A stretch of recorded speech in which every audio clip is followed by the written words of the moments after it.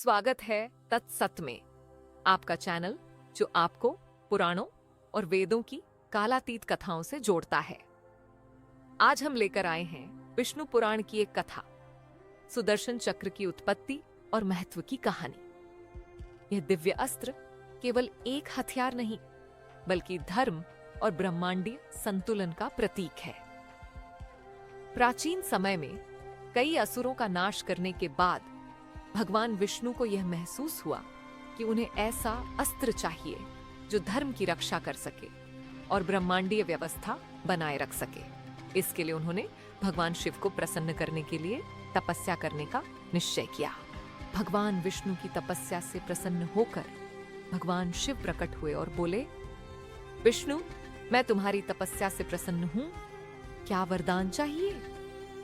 भगवान विष्णु ने कहा, हे महादेव, मुझे ऐसा अस्त्र प्रदान करें जो अधर्म का नाश कर सके और धर्म की रक्षा कर सके।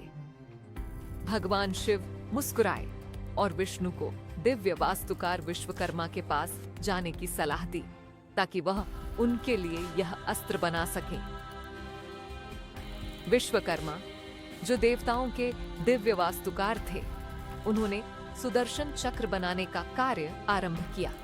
उन्होंने इसमें सूर्य, वायु और अग्नि की ऊर्जा को समाहित किया। कई दिनों की मेहनत के बाद सुदर्शन चक्र का निर्माण हुआ। एक ऐसा चमकता हुआ चक्र जिसमें 108 धारदार किनारे थे और जो दिव्य ऊर्जा से भरपूर था। जब भगवान विष्णु ने सुदर्शन चक्र को प्राप्त किया तो वह उनके साथ ऐसा एकाकार हो गया जैसे वह उनके विचारों का विस्तार हो। सुदर्शन चक्र केवल एक हथियार नहीं, बल्कि एक ब्रह्मांडीय शक्ति थी। यह काल और धर्म का प्रतीक था, जो अधर्म को नष्ट करने और अपने स्वामी के पास लौटने में सक्षम था।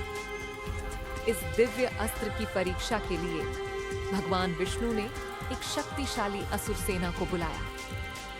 सुदर्शन चक्र ने एक ही वार में असुरों का संपूर्ण विनाश कर दिया। यह स्पष्ट हो गया कि यह केवल एक अस्त्र नहीं, बल्कि दिव्य न्याय का प्रतीक है।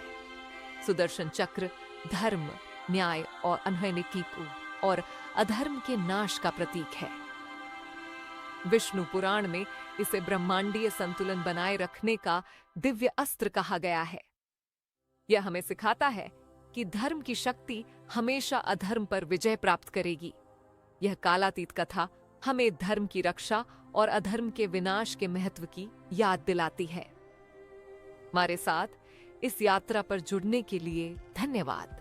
पुराणों, उपनिषदों और वेदों की और कहानियों के लिए तत्सत को सब्सक्राइब करें। ओम तत्सत।